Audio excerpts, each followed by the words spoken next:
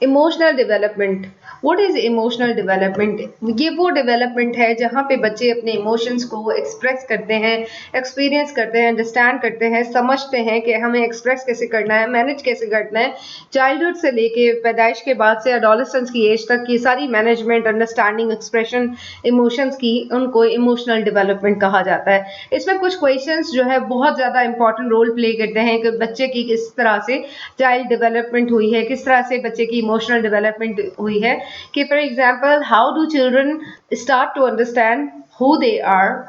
What they are feeling, what they expect to receive from others. वो लोग कौन है, वो कौन, उनकी फीलिंग्स क्या है। बच्चे ये एक्सपेक्ट करते हैं कि उनसे दूसरे लोग किस तरह से बिहेव करते हैं, किस तरह से उनको उनके साथ पेश आते हैं। सोशल इमोशनल डेवलपमेंट दोनों एक साथ बच्चे की जो है वो डेवलपमेंट चलती है with the help of cognitive, motor and language development. इस स्टेज पे जहाँ पे बच्चे सोशल इमोशनल डेवलपमेंट कर रहे होते हैं, वो तब करते हैं जब उनकी जहनी सलाहियत इंक्रीज होती है, जब उनकी मोटर डेवलपमेंट मतलब कि वो फिजिकल एक्टिविटीज में इन्वॉल्व होते हैं, कोई लैंग्वेज डेवलप कर रहे हैं, उस वक्त वो अपने इमोशंस को कैसे कंट्रोल करें, अपनी फीलिंग्स को कैसे एक्सप्रेस करें। फॉर एग्जाम्पल, अगर कोई लैंग्वेज सीख रहे हैं तो उस वक्त लैंग्वेज प्रोनाउंस करते हुए उन्होंने अपनी इमोशंस को कंट्रोल करना है। हो सकता है कि उनको किसी बात पे हंसी आ रही है, लेकिन अब वो सीखने के प्रोसेस में है, तो वहां पे वो अपने इमोशंस को कंट्रोल करते हैं। इसी तरीके से कोई एक्टिविटी कर रहे हैं और एक्टिविटीज के दौरान कोई गिर जाता है, तो कोई, किसी को रोना आ जाता है, किसी को हंसना आ जाता है कि कोई गिर गया है, तो उस वक्त किस तरह से, या खुद बच्चे गिर जाते हैं तो उस वक्त वो अपने इमोशंस पे कंट्रोल करते हैं। That is basically emotional development. It happens gradually, जब बच्चे ये चीज सीखते हैं कि किस तरह से इमोशंस को कंट्रोल किया जाता है, दूसरों के आइडियाज को, इमोशंस को समझना, उनको अंडरस्टैंड करना और उनके सामने किस तरह से पेश आना है, ये सारी चीजें इमोशनल डेवलपमेंट में आ जाती हैं। हेल्दी सोशल इमोशनल डेवलपमेंट क्या है? Healthy social emotional development includes ability to form and sustain positive relationship. दूसरों के साथ हमें किस तरह से पॉजिटिव रिलेशनशिप में रहना है, अपने जो एक्सप्रेशंस है उनको किस तरह से, इमोशंस को किस तरह से मैनेज करना है, किस तरह से उनको एक्सपीरियंस करना है, सारी चीज़ों को एक्सप्लोर करना, एंगेज करना कि हम इस एनवायरनमेंट में कैसे रह सकते हैं। ये जो एनवायरनमेंट है, ये जो फिजिकल एनवायरनमेंट जहाँ पे हम रहते हैं, स्कूल है, नेबरहुड है, सोसाइटी है, वहाँ पे हमने किस तरह से कंट्रोल करना है अपने इमोशंस को। बच्चे ये चीज़ सीखते हैं कि सोशल इमोशनल स्किल्स को हासिल कर सकते हैं जब हम अपने आइडियाज़, अपने फीलिंग्स को एक्सप्रेस करते हैं दूसरों के साथ। हम ये देखते हैं कि बच्चे जब सोशल इमोशनल डेवलपमेंट होती है, तब वो प्रॉपर तरीके से दूसरों की जो फीलिंग्स हैं उनको इस तरह से एम्पैथेटिकली अंडरस्टैंड करते हैं कि वो ना सिर्फ उनकी इमोशंस को समझते हैं, बल्कि वो ये समझते हैं कि वो जो उनकी प्रॉब्लम्स है, जो उनकी हैप्पीनेस है, वो सेम वो खुद फील करते हैं कि वो खुद हैप्पी हैं, खुद जो है वो सैड है। इसमें वो अपनी फीलिंग्स को, जैसे कि फ्रस्ट्रेशन है, वो गुस्सा है, डिस्प्लेजर है, कोई चीज़ उनको समझ नहीं आ रही है, कोई चीज़ उनको अच्छी नहीं लग रही है, लेकिन उसको, अपनी फीलिंग्स को प्रॉपर तरीके से कंट्रोल कर जाते हैं, इजीली मैनेज कर देते हैं। साथ साथ वो सेल्फ कॉन्फिडेंस सीखते हैं कि उनमें बहुत ज़्यादा खुद एतमादी आ जाती है जब वो हेल्दी सोशल इमोशनल डेवलप होते हैं। बहुत इजीली लोगों के साथ, अपनी फ्रेंडशिप के साथ, अपने दोस्तों के साथ फ्रेंडशिप भी मेंटेन करते हैं, उनके साथ अच्छे रिलेशनशिप रखते हैं और स्कूल में भी बहुत अच्छे तरीके से, सक्सेसफुल तरीके से कामयाबी के साथ अपने स्कूल लाइफ स्पेंड करते हैं। इमोशनल डेवलपमेंट क्यों ज़रूरी है? इमोशनल डेवलपमेंट बहुत ज़्यादा इंपॉर्टेंट रोल प्ले करती है बच्चे की ग्रोथ में, क्योंकि उसने जो अडल्टहुड का रोल प्ले करना है, अडल्ट जब बनना होता है बच्चे ने, तो उस वक्त उसको ये पता होना चाहिए कि मेरी क्या डिफरेंट फीलिंग्स हैं, मैं किस तरह से उनको एक्सप्रेस कर सकता हूँ, वो क्या प्रोसेस है जो डिफ़िकल्ट सिचुएशंस में डिफ़िकल्ट इमोशंस को कंट्रोल करने के साथ साथ मैं बिहेव करूँ, ताकि मैं जब बच्चे इस चीज़ में इन्वॉल्व होते हैं तो वो ये चीज़ सीख जाते हैं कि किस तरह से हेल्दी इमोशनली और साइकोलॉजिकली हेल्दी हो जाते हैं। इन्फेंट या टॉडलर के जो बच्चे हैं उनकी फैमिलीज, उनके केयर गिवर्स इस चीज पे फोकस करते हैं कि बच्चे के साथ ट्रस्ट का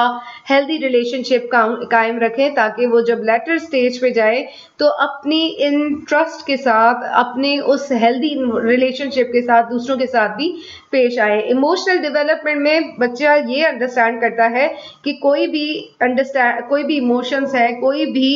जो फीलिंग्स हैं वो क्यों होती हैं और उसको किस तरह से टैकल किया जाए। वो फीलिंग की अंडरस्टैंडिंग, रिकग्निशन के दूसरे लोग किस तरह से फील करते हैं, दूसरे लोगों की क्या फीलिंग्स है। इमोशनल डेवलपमेंट में ना सिर्फ बच्चे दूसरों की फीलिंग्स को समझते हैं बल्कि ये भी फील डेवलप करते हैं कि किस तरह से हमें इफेक्टिव वे में दूसरे लोगों के साथ पेश आना है। Aspect of social emotional development देखें तो उसमें केयरिंग एनवायरनमेंट आ जाता है कि जब अगर आप बच्चे को डेवलप करना चाहते हैं तो आप उसको अच्छे तरीके से काइंड ट्रस्टिंग रिलेशनशिप में रखें, ताकि ना सिर्फ वो हमदर्दी के साथ और अच्छे खुद एतमादी के साथ बल्कि आपके साथ जब वो रिलेशनशिप रखे दूसरों के साथ उसका जो बच्चे का रिलेशनशिप हो वो सच्चाई के बेस पे हो, वो ट्रस्ट के बेस पे हो और वो काइंडनेस के बेस पे हो। इमोशनल नॉलेज और इमोशनल रेगुलेशन क्या है कि जहाँ पे हम जो सोशल इमोशनल डेवलपमेंट देखते हैं उसके जो एस्पेक्ट्स हैं उसमें एक तो आपने बच्चे को केयरिंग एनवायरनमेंट प्रोवाइड करना है, दूसरा इमोशनल नॉलेज और इमोशनल रेगुलेशन के आपके क्या इमोशंस हैं। आप पहले बच्चे को ये बताएं कि क्या हैप्पीनेस है, क्या सैड है, हर बात पे रोते नहीं है, हर बात पे खुश नहीं होते, कोई चीज़ जो है वो खुशी की है, कोई चीज़ जो है वो अच्छी नहीं है तो किस तरह से आपने अनहैप्पी होना है, किस अनहैप्पी मीन्स कि आपने किस तरह से बिहेव करना है। कोई ऐसी सिचुएशन आ जाती है जो कि खुशी की नहीं है, वहां पे बच्चा हंस रहा होता है, बच्चे जॉय कर रहे होते हैं, तो that time you have to regulate their emotions. आप उनके इमोशंस को रेगुलराइज करें, आप उनको समझाएं कि किस तरह से आपने बिहेव करना है। इमोशंस को लेबल करना किसी लैंग्वेज के साथ, कॉग्निटिव पार्ट ऑफ ब्रेन के साथ। फॉर एग्जांपल, आप जब बच्चे की इमोशंस पे बात कर रहे होते हैं, आप जब बच्चे की इमोशंस को कंट्रोल कर रहे हैं, रेगुलराइज कर रहे हैं, उस वक्त ना सिर्फ उनकी लैंग्वेज को रेगुलराइज किया जा रहा है बल्कि उनकी ज़हनी सलाहियत भी बिल्ड कर रहे हैं, उनको उसका भी रोल प्ले कर रहा है कि आप किस तरह से किसी के जहन साजी करते हैं, कि किस तरह से आपने अच्छी चीज़ों पे अप्रिशिएट करना है, बुरी चीज़ों पे आपने किस तरह से कंट्रोल करना है। ये सारी चीज़ें आप इमोशनल नॉलेज और रेगुलेशन में लेकर आते हैं। ये ना सिर्फ आपकी फीलिंग्स, एक्शंस को अल्टीमेटली कंट्रोल करते हैं बल्कि आपको ये पता चलता है कि किस तरह से अपनी फीलिंग्स को के लिए सिर्फ सोचना नहीं है बल्कि उसको रिएक्टिव करना है। कुछ चीज़ें होती हैं जो कि बच्चे सोचते हैं, कुछ चीज़ें होती हैं उन पे एक्शन करते हैं। तो aspect of social emotional development में जब आप रेगुलराइज करते हैं तो तब आप ये भी समझते हैं कि बच्चे ने कौन सी चीज़ पे रिएक्ट करना है, कौन सी चीज़ उसको समझनी है। सोशल अंडरस्टैंडिंग के 4 साल का बच्चा जो है इस चीज़ को समझने शुरू हो जाता है कि दूसरे लोगों की भी एक अपनी ज़िंदगी है और उनकी अपनी फीलिंग्स है, अपनी थॉट्स हैं। वो उन चीज़ों को तभी इस्तेमाल करते हैं जब कोई इवेंट आता है, कोई एक्शन आता है, तब वो इमोशनल रिएक्शंस दिखाते हैं। हर वक्त हर कोई अपने इमोशंस जो है वो शो नहीं करते। रिलेशनशिप मैनेजमेंट एस्पेक्ट ये है कि जहाँ पे आपको नॉलेज होती है कि आप किस तरह से सोसाइटी के नॉर्म्स के साथ, सोसाइटी के साथ इंटरैक्ट करेंगे, लोगों के साथ आपने कैसे मिलना है। बच्चों को ये चीज़ समझाई जाती है कि आप किस तरह से दूसरे लोगों के प्रॉब्लम्स को अंडरस्टैंड करेंगे, आप अपने इमोशंस को कैसे इफेक्टिवली दूसरों के साथ एक्सप्रेस कर सकते हैं, आप उनके प्रॉब्लम्स को रिस्पॉन्ड कैसे करें। कोई अगर आपके पास प्रॉब्लम लेकर आता है तो उसको आप ये ना कहें कि आप गलत बात कर रहे हैं, बल्कि आप अंडरस्टैंड करें, क्रिटिकली उसको एनालाइज करें। सोशल रिस्पॉन्सिबिलिटी क्या है इमोशनल डेवलपमेंट की, कि जब सोशल इमोशनल डेवलपमेंट के एस्पेक्ट की बात करते हैं तो दैट मीन्स कि हमारा गोल ये है कि हम सोसाइटी में बच्चे को इस तरह से इनेबल करें कि बच्चे इंटरनली मोटिवेटेड हों, अच्छा काम करने के लिए, वो एथिकल वैल्यूज में इंक्लूडेड हों, उनकी जो फीलिंग्स हों दूसरों के लिए अच्छी होनी चाहिए। सोशल अवेयरनेस में बच्चे को अपनी मैनेजमेंट करनी आनी चाहिए। सेल्फ मैनेजमेंट बहुत ज़रूरी है कि अपने आप को कैसे मैनेज करें, अपने बारे में समझना, सेल्फ अवेयरनेस होनी चाहिए। रिलेशनशिप स्किल्स उसमें होनी चाहिए कि मुझे किस तरह से अपने दोस्तों के साथ, अपने भाई बहनों के साथ, अपने फादर के साथ, मदर के साथ, जो रिलेटिव्स हैं उनके साथ कैसे पेश आना है। तो रिलेशनशिप स्किल्स उसमें आनी चाहिए, साथ साथ रिस्पॉन्सिबल डिसीजन मेकिंग होनी चाहिए। जो फैक्टर्स इफेक्टिव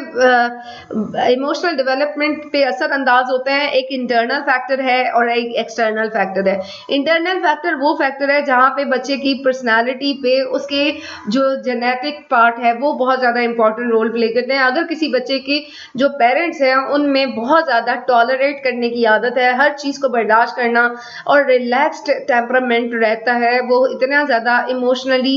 मैनेज होते हैं तो वो इजीली मैनेज कर जाते हैं। कुछ बच्चे होते हैं जो कि अपने पेरेंट्स से देखते हैं कि वो टेम्परामेंट उनका बहुत कम होता है, टेंडेंसी नहीं होती चीज़ों को, इमोशंस को कंट्रोल करने की, तो बच्चे में वो अल्टीमेटली वो चीज़ ट्रांसफर होती है और वो चीज़ उसी तरीके से लेके चलते हैं। एक्सटर्नल फैक्टर ये है कि आपकी इन्वायरमेंट किस तरह से है। अगर आपके पेरेंट्स बहुत ज़्यादा रिलैक्स्ड टेम्परामेंट के हैं, बहुत ज़्यादा जो उनकी टेंडेंसी है किसी भी चीज़ को सही तरीके से लेके चलने की, लेकिन आपकी इन्वायरमेंट में आपसे डिमांड की जाती है कि जब तक आप इमोशंस शो नहीं करेंगे आपको अंडरस्टैंड नहीं किया जा सकता, तो वहाँ पे वो बच्चा अल्टीमेटली इन्वायरमेंट के अकॉर्डिंग स्टार्ट हो जाता है अपनी चीज़ों को करने के लिए। Erikson's first 4 stages of social emotional development में जो सोशल इमोशनल डेवलपमेंट स्टार्ट होती है वो बर्थ से 12 टू 18 मंथ्स तक स्टार्ट होती है और इसमें बच्चा बेसिक ट्रस्ट और मिसट्रस्ट सीखता है कि किसी भी चीज़ को किस तरह से जो केयर गिवर्स हैं, जो गार्डियंस हैं, वो उस पर ट्रस्ट करते हैं या मिसट्रस्ट करते हैं। वो इस तरह से कि बच्चे को चीज़ दी जाती है, बच्चा जब वो ले लेता है तो उसका ट्रस्ट लेवल अपने पेरेंट्स पे, अपने गार्डियन पे इंक्रीज हो जाता है। लेकिन बच्चे को जब कोई चीज़ पेश की जाए और वो बच्चा हाथ बढ़ाए और उसको ना दी जाए तो वो वहाँ पे मिसट्रस्ट स्टार्ट हो जाता है। वो बच्चा 18 मंथ तक इसी चीज़ पे होता है कि ये मेरे साथ मैं इन पे ट्रस्ट नहीं कर सकता क्योंकि ये मुझे नहीं दे सकते। तो all the time they have different kind of feelings and emotions. Autonomy versus shame doubt. 18 महीने से 3 साल का जो बच्चा होता है, जो 3 साल के जो टॉडलर्स होते हैं, वो ये चीज़ सीखते हैं कि किस तरह से उनको सुपरवाइज सेफ एनवायरनमेंट प्रोवाइड किया जाए और उसकी अपॉर्चुनिटी से ही वो नई चीज़ें सीखते हैं कि फिजिकल स्किल्स सीखनी है। तो ऑटोनॉमी किस तरह से उन्होंने इस स्टेज पे सीखना है कि वॉक कैसे करें, रन कैसे करें, क्लाइंब करना है, ड्रॉ करना है, कोई भी चीज़ जब उनको एप्रिसिएशन दी जाती है तो वो ऑटोनॉमी फील करते हैं। लेकिन इसी स्टेज पे जब बच्चे से उनको नेगेटिव मैसेजेस दिए जाए from the parents, from the care givers, तो वो चीज़ उनमें जो उनके कॉन्फिडेंस है उसको ले करती जाती है। वो उनको इस तरह की एबिलिटीज में लेके जाते हैं कि वो प्रॉपर तरीके से अपनी चीज़ें शो नहीं कर पाते, तो एक शेम या डाउट में रहते हैं कि हमेशा कोई ना कोई गिल्ट रहता है उनमें कि मैं किस तरह शेम में रहते हैं। थर्ड स्टेज जो कि 3 ईयर टू 6 ईयर्स तक है, उसमें बच्चे इनिशिएटिव लेते हैं या गिल्ट में आते हैं, या तो इनिशिएट लेंगे या फिर वो बैकवर्ड होंगे। प्री स्कूल चिल्ड्रन जहाँ पे उनको बहुत सेफ एनवायरनमेंट दिया जाए ताकि वो अपने चॉइसेस कर सकें। इस स्टेज में बच्चे बहुत ज़्यादा इंडिपेंडेंट, असर्टिव और बहुत इनिशिएटिव होते हैं, लेकिन टीचर्स या अडल्ट को ये चीज़ समझनी होगी, उनको ये सारी चीज़ें, ये इन्वायरमेंट उन्होंने प्रोवाइड करना होगा ताकि वो प्रॉपर तरीके से सोशल इमोशनल डेवलपमेंट हो सके उनकी। लेकिन अगर ये जो एक्टिविटीज़ हैं या एनवायरनमेंट है वो प्रोवाइड नहीं किया जाता तो उनमें अनहैप्पीनेस और उनकी जो जो एंडिंग्स हैं वो बहुत ज़्यादा गिल्ट में होती हैं। बच्चे बहुत ज़्यादा अजीब उनकी कंडीशन होती है कि गिल्टी फील करते हैं अगर उनको प्रॉपर तरीके से गाइड ना किया जाए, अगर प्रॉपर तरीके से उनको आज़ादी ना दी जाए। इंडस्ट्री वर्सेस इंफीरियरिटी, ये वो 6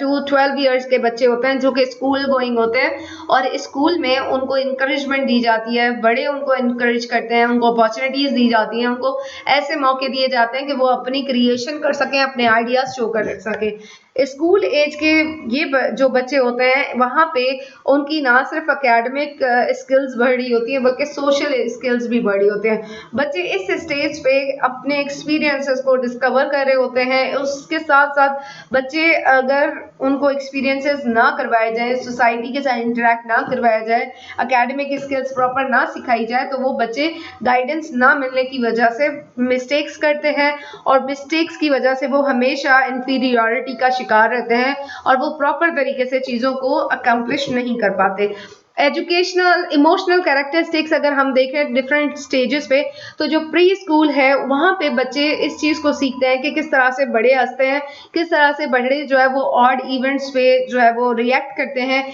वो ये अपने ह्यूमर्स शो करते हैं, नेगेटिविज्म इनमें नहीं होती, हर एक चीज़ में पार्ट लेते हैं। और 4 साल का जो बच्चा होता है वो इस चीज़ पे अंडरस्टैंड करता है कि किस तरह से उसने स्टार्ट करना है। फोबियाज, डर और खौफ जो है वो इसी स्टेज पे आज स्टार्ट हो जाता है बच्चे की डेवलप होना। उसके लिए जो एक्टिविटीज करवाई जाए वो ये होनी चाहिए कि आप बच्चे के इमोशनल कॉन्सेप्ट्स को, स्पेशली कॉम्प्लेक्स इमोशन को किस तरह से ग्रैस्प कर सकते हैं। टीचर का जो काम है वो ये है कि इमोशंस बताएं कि क्या खुशी के इमोशंस के, और खुशी के इमोशंस, सैड के इमोशंस, गम है कोई उसके इमोशंस कैसे होंगे, एंग्री कोई कैसे होता है, हर्ट कैसे होगा। तो उसके लिए जो एक्टिविटीज करवाई जाए उसमें मटेरियल जो रिक्वायर्ड होगा उसमें लार्ज पीसेस ऑफ चार्ट होगा, पोस्टर बोर्ड होंगे, मार्कर्स होंगे।